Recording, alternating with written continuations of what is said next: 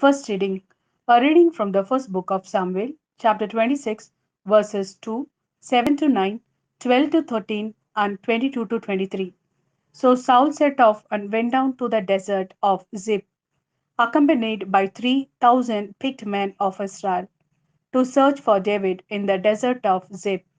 So in the dark, David and Abishai made their way towards the force, where they found Saul lying asleep inside the camp, his spear struck in the ground beside his head, with Abner and the troops lying round him. Abishai then said to David, "Today God has put your enemy in your power. So now let me pin him to the ground with his own spear. Just one stroke. I shall not need to strike him twice." David said to Abishai, "Do not kill him, for who could raise his hand against Yahweh's anointed and go unpunished?" David took the spear and the pitcher of water from beside Saul's head, and they made off. No one saw, no one knew, no one woke up. They were all asleep because a torpor from Yahweh had fallen on them. David crossed to the other side and halted on the top of the mountain, a long way off. There was a wide space between them. In reply, David said, "Here is the king's spear. Let one of the men come across and get it. May Yahweh reward each as each has been upright and loyal. Today Yahweh put you in my power, but I would not raise my hand against Yahweh's anointed." This is the word of Lord. Thanks be to God. Second reading. A reading from the first letter to the Corinthians, chapter 15, verses 45 to 49. So the first man, Adam, as scripture says, became a living soul, and the last Adam has become a life giving spirit. But first came the natural body, not the spiritual one, that came only afterwards. The first man, being made of earth, is earthly by nature. The second man is from heaven.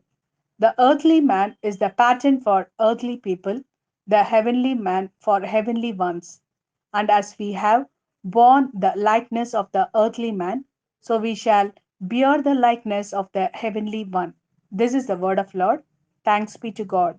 A reading from the Gospel according to Luke, chapter 6, verses 27 to 38.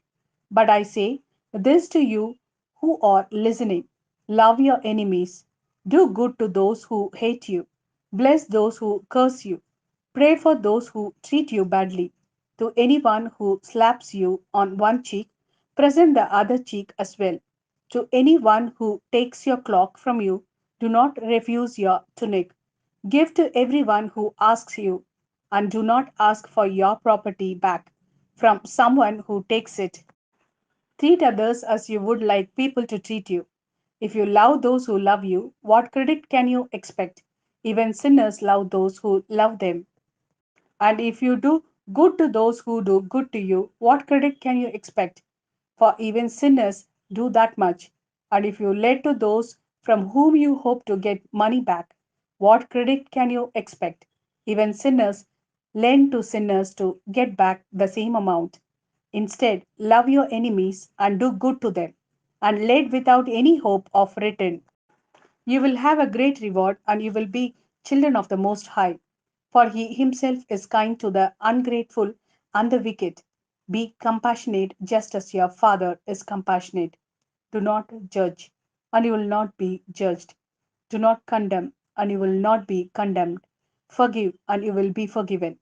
Give, and there will be gifts for you. A full measure, pressed down, shaken together, and overflowing, will be poured into your lap, because the standard you use will be the standard used for you.